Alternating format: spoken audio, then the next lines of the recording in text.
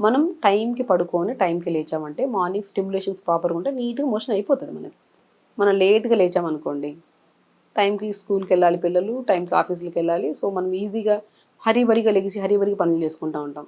So మనం ఈజీగా post phone ఏం చేయగలుగుతాం, మోషన్ ఈవినింగ్ వెళ్దాంలే, రేపు వెళ్దాంలే, ఎల్లుండి వెళ్దాంలే అనుకుంటాం. దానివల్ల ఏమవుతుంది, అది కాస్త రెగ్యులర్ మోషన్ ఇర్రెగ్యులర్ అయితే దాన్ని కాన్స్టిపేషన్ అంటారు, అదే మలబద్ధకం. అది కాస్త ఇంకొద్దిగా ప్రాబ్లమాటిక్గా అయ్యి నరాలు బాగా చిట్లించుండి కొద్ది బ్లడ్ పడింది అనుకో, దాన్ని పైల్స్ అంటాం. ఇంకొద్ది కాంప్లికేటెడ్ ఉంది ఫిస్టులా అంటాం.